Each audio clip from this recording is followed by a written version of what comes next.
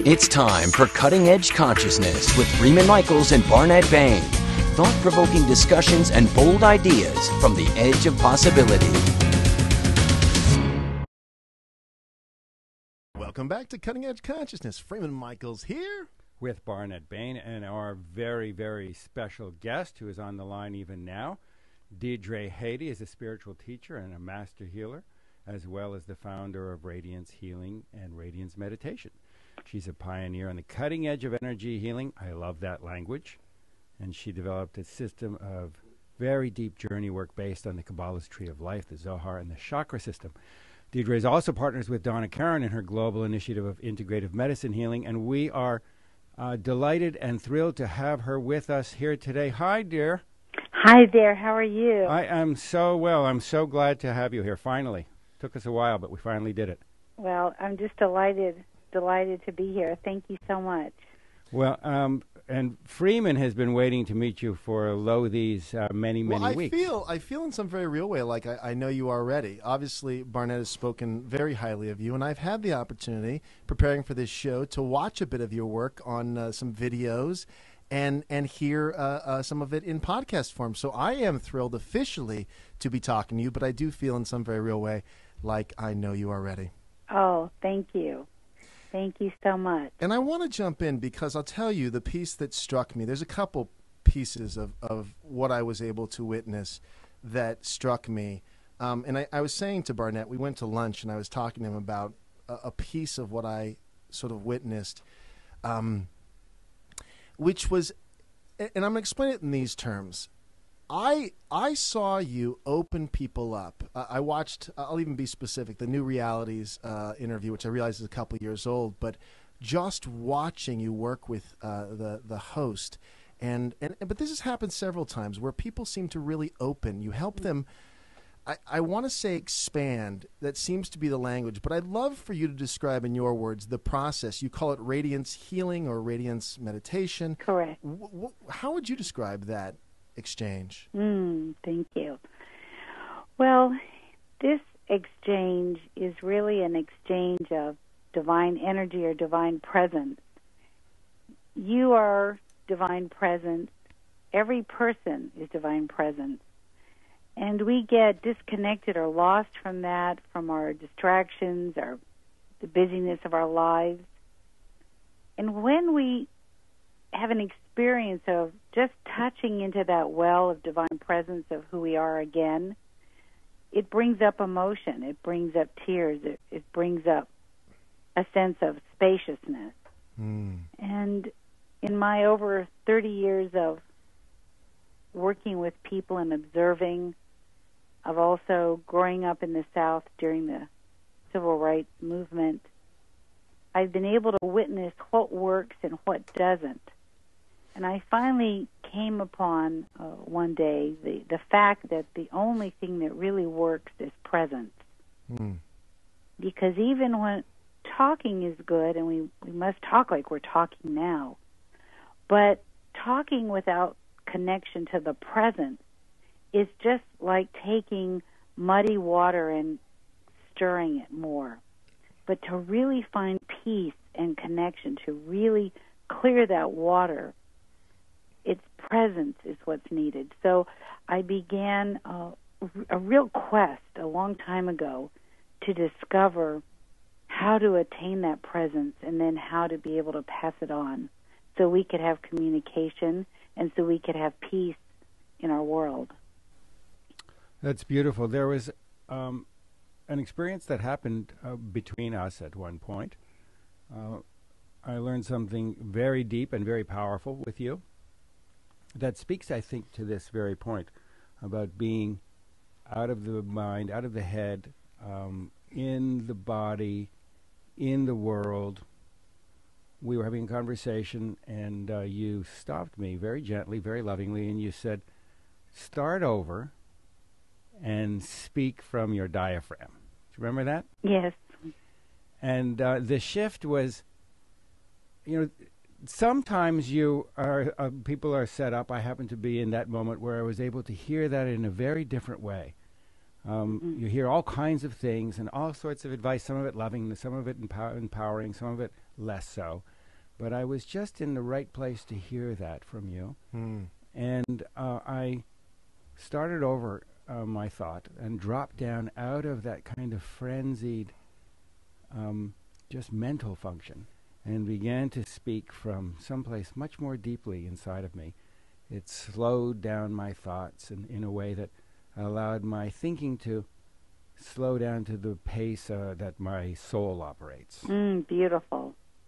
So I want to thank you for that, and I want to invite you to speak a little bit about the relationship between being fully in the body, in the world, in the present moment, and presence. Yes, absolutely. So the presence is really your soul, meaning this is the light that infuses you with exuberance, with ideas, with joy, that gives you life, makes you different than an inanimate object like a table or a chair. There's something in you. What is this thing, this light, this spirit? And this spirit, this light, is living and tethered into your body like fibers of a tapestry, giving the garment life force. And what happens is that because your soul or our soul is this very, very high frequency or a resonance, we are all, everything is vibration, everything is resonance.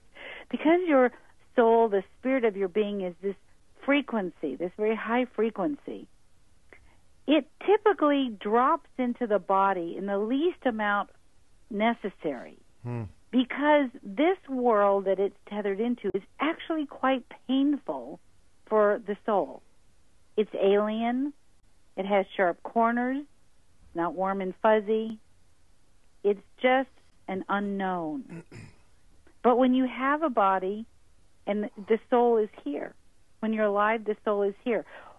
What happened when you touched in and I said, breathe through your diaphragm, was in that moment you made a conscious connection into your body, into this organ diaphragm which breathes in breath, and you began to breathe in a space of love and attention. And so your soul said, yes, I like this, and more of your beingness came in to physical form.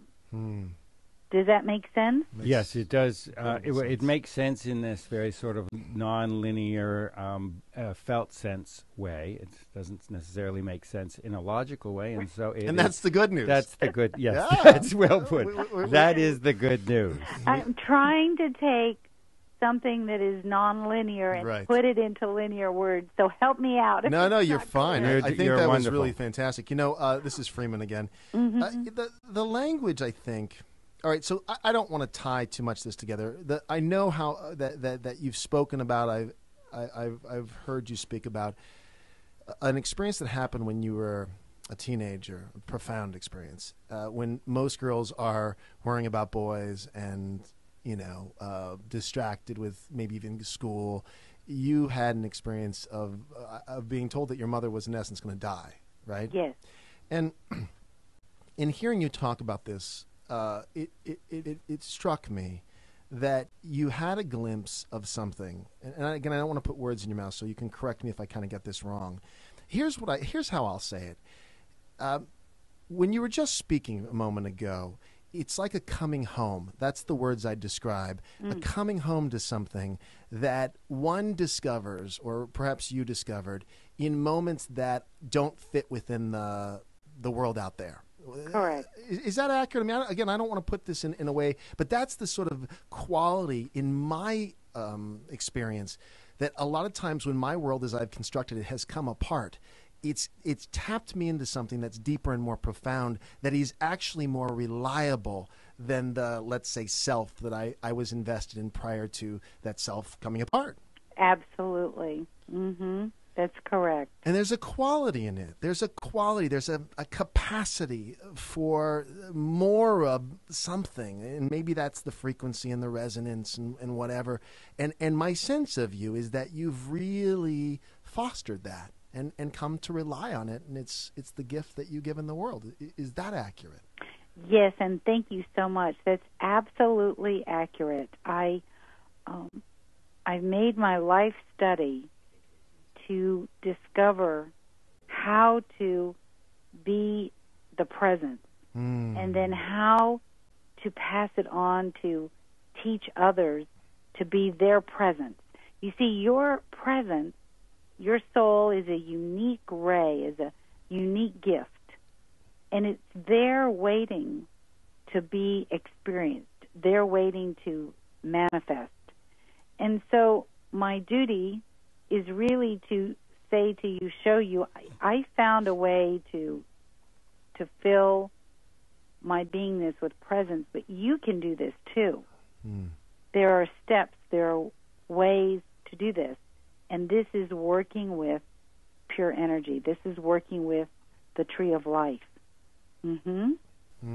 Well, that's an invitation that That we're is going an invitation. to. I'm knocking at that door, so. Why don't you open the door for us here in studio and for our folks at home? Thank you. So if someone were to ask for an overview of what some of those early steps are, what would that look like, this whole tradition of Kabbalah? What does that look like as it's framed in your own teaching? Well, my teachings are my understanding of the universe based on deep hours of meditation over long periods of time, deep meditations for years. The universe really forced me into this. I wish I could say I chose it. I will say I chose it because when the universe forced me into a corner, I said, well, I'm just going to go in. And I could have turned on the TV or just read magazines. I didn't do that. But I was really forced to stay at home and do nothing and take care of my mother. So I had long periods of time of being in the house with no TV, one radio, and no air conditioning in a hot summer. Taking care of my mother. You had your own sweat lodge. That's right. That's exactly right. I had my own sweat lodge in Memphis, Tennessee.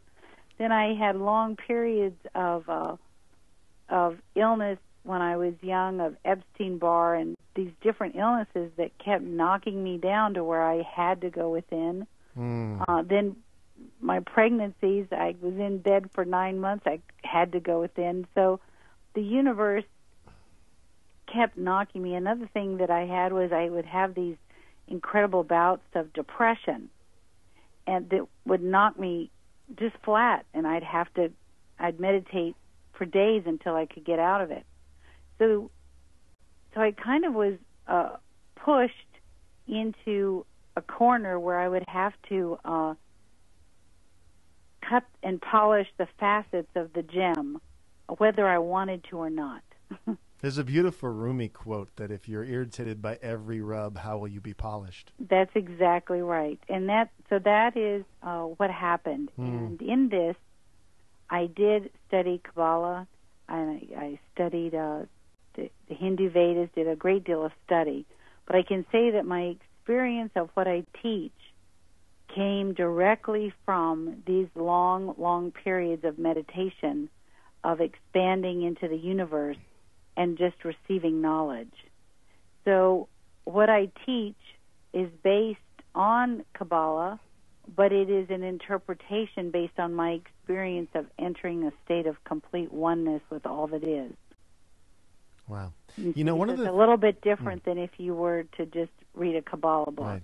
One of the things that I think is very valuable in what you're saying, and this is the invitation piece. Your universe, as it were, was inviting you to go deeper. Yes. In by means of the challenges that you face. And I think, one of the interesting parts, because I'll raise my hand right now, that again, those ways that my world as I had constructed it came apart, I can today say I'm very grateful for those. Of course, at the time they didn't feel like such a good idea, but that's what happened. And I feel the same way, that it was moments that I went, okay, and today I can see them as calls to go deeper. I think that's an opportunity, and I want to make that point to listeners. Because, look, a lot of people's worlds have come apart economically for a lot of folks, and we all face challenges. I mean, there are sort of global crises right now that are calling everybody, dare I say, to go deeper. Mm-hmm.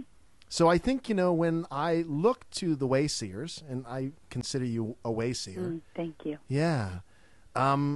It's really in the resources that you've accessed to the Kabbalah being a resource, and all these other traditions as well, that you then become a resource for others.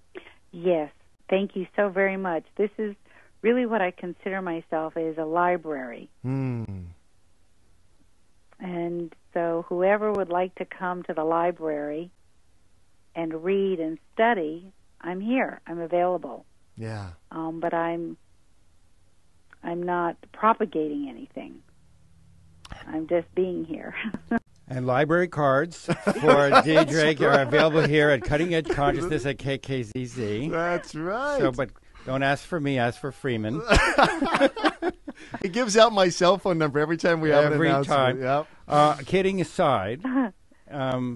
Kidding aside, my takeaway of my experience with you, both in your teachings and in our friendship, is that it is very much heart-based, and that you put out an experience of being in the heart that is an inspiration and a model to all of those around you. And can I make one little adjustment? I want to use the word offer, because what you just said, which I really appreciate, is the offer. It's an offer, and if you call now, not like that. Before the lights No.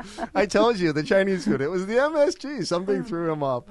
Anyhow, but no, really, that piece of, this is language that, Barnet, you and I talk about a lot, of offering, allowing, opening up. I mean, so much of I think the distraction, Deirdre, that you were speaking of earlier, is this mindset of doing, of pushing.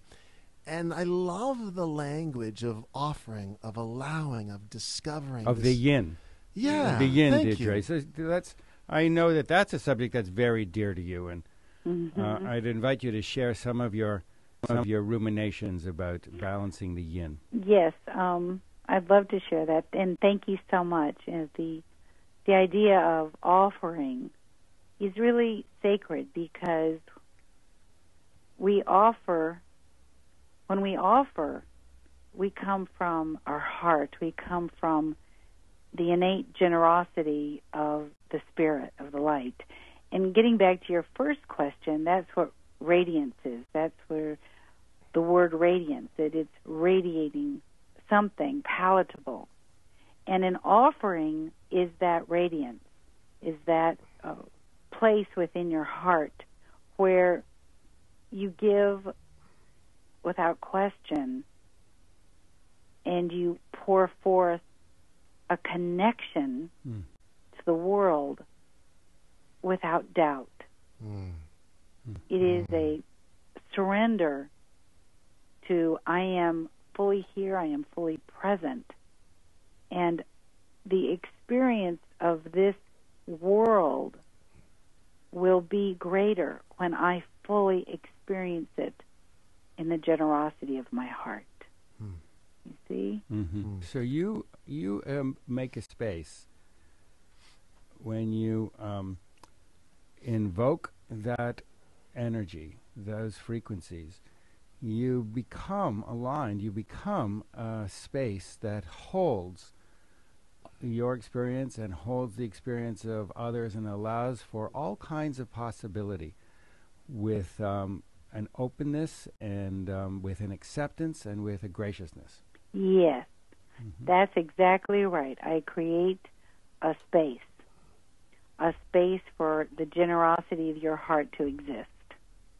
It's that simple. That is, and I think that's like the guide mantra for healers in my mind. I mean, what you just said, because I feel as if, even in the healing practices, people can get confused and begin efforting. Right. And everything you just languaged, and I know you've taught people some of the ways to facilitate, the radiance work. That seems to be core right there. Yes, that's correct. And when it's an interesting study, this concept of energy in the third dimensional reality. One way I didn't mention is that earlier, young in life, I also was a dancer. So dancing was really what saved me. And in my dancing, I realized that subtle energies would either propel me up or turn my body, or all these things would happen just by the thought of these certain frequencies of energy. So I began to really study how energy works when you're dancing with a group of people, with one person, by yourself, with an audience, how you can shift frequencies, how you could jump in the air and stay there. If you could find a plateau of energy, you could really kind of go up there and sit there. And in healing, there is a simplicity. But the simplicity of healing is allowing the mind to just simply relax and then to connect with this grid of energy of perfection and order. And when a person just relaxes into that grid of perfection and order, that's the effortless dance. That's when you jump in the air and you stay there, or you float across the stage and you literally float, and it seems to defy gravity. And that's exactly what happens in healing. It's important to know in healing that you are not healing anybody, because the minute you think you're healing somebody, there's a hierarchy between you and the person. When you're healing, you are simply coming together as an equal, and you are loving and pouring perfection of consciousness into your own self, because you are completely one with the person who came with you, and they in fact came to you so that you could repair yourself and bring yourself into this alignment. And then you invite them into that space. Is that right? You hold a space and then become an attractor. You invite them to join you in that space. That's right. And so it won't even work unless the person says, I choose to enter this space, and then surrender. And when that happens, you have profound healing, miraculous healing can occur. What strikes me, this is Freeman again, is that the idea that nature has the healing is very natural in nature. That all of our systems, as it were, are sort of set up to self-organize. They're meant to, and the sense I get is that, again, it's this idea of the divine presence. It's already there. It's only the ways that we've become, again, distracted or confused about it. Estranged? Thank you. That's the word. Estranged. That's the best word. That's a beautiful word. Yeah, estranged from our own essence. That's right. We are estranged from our own essence. And everything we're seeing globally, as far as the confusion and the chaos of systems, businesses, countries, is because of the estrangement from our own essence. Wow. When you were speaking about being a dancer and finding that, dancers are certainly, they all speak of that zone and that sweet spot, but you're talking about something even more refined in terms of becoming close and tender with energy, with an energy state. And I got a thrill of recognition as you were speaking about it. Quite often I have lucid dreams in which I am able to, I play this game, and I'm able to relate. Language is difficult here. I'm able to become aligned with a particular frequency. Yeah. Delicate. So it reminds me of the edge of a feather, just the very edge of a feather. It's so refined and delicate. And when I align with that, I lift off the ground and fly. And I'm getting really good at it. Really good at it. I soar around, and it's wonderful. So that moment of recognition, as you described precisely that project, and now I guess I have something to look forward to in time-space. I'm not exactly going out to walk on water, but maybe at some point... It's the quality. It's the quality. It's the quality and the experience, right? I mean, I'm going to throw this to you, Deirdre, but I'm just going to throw my 2 cents in. It's I have this in my dreams, where it's the quality of the experience that I get to keep. That's what my subconscious mind in my dream state allows me access to, is an essence or a quality. That piece I understand. In other words, the context in a dream may be something that doesn't fit in 3 dimensions, but it does from a quality or essence perspective. Yes, beautiful. And the dream state is so essential in connecting with the presence, because in the dream state we are so much closer to the source and to the light of our beingness. And when you have these lucid dreams, you're being actually trained and taught how to live that dream in the waking state. That is the teaching from your soul and from the all that is. How to move that awareness into a possibility in the waking state. And that is aligning with the firmament of energy. It's really like a cloth that's wrapped around the planet. They're also wrapped around every person and every living thing. There is a firmament. I love it. I totally love it. I love it. And I love the reminder that I'm being trained, Deirdre. And while I'm being trained, I promise you I'm going to be speaking from the diaphragm. And I will be slowing down so that I can hear. He's still taking your notes. Frequency. I am taking your notes. Beautiful. Now, I also want to invite you to share with our folks some of the things that you are planning and some of the events that you are going to be at. I know that you are more and more and more out in the world, and this is an opportunity for people to connect with some gorgeously original teachings that they really will not have the benefit of anywhere else. And so I encourage all our listeners.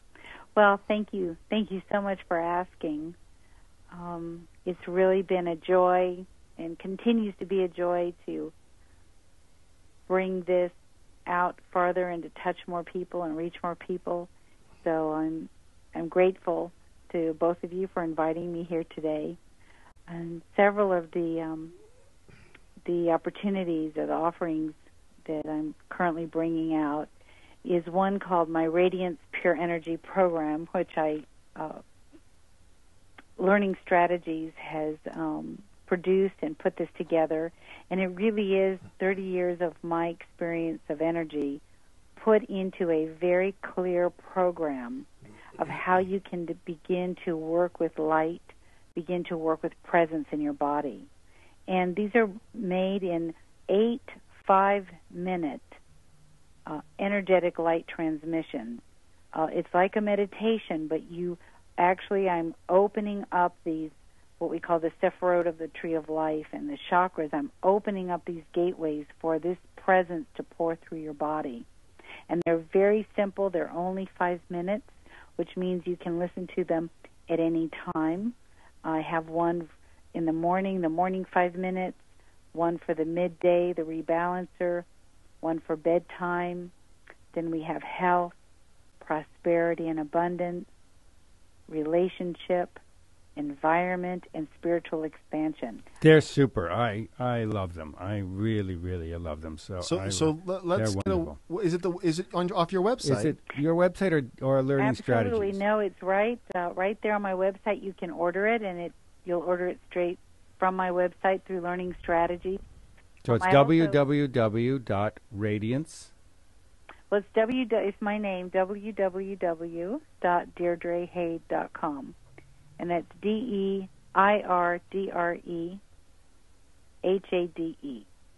.com. Beautiful. And I want to say, because a lot of our listeners, I know, are healers themselves. I know that we attract that group. And I really want to nudge them. That's the word. Invite, nudge. But nudge. I want to inspire them. Yeah, check this out. check you This out. is Because really I well worth really it. think there's some...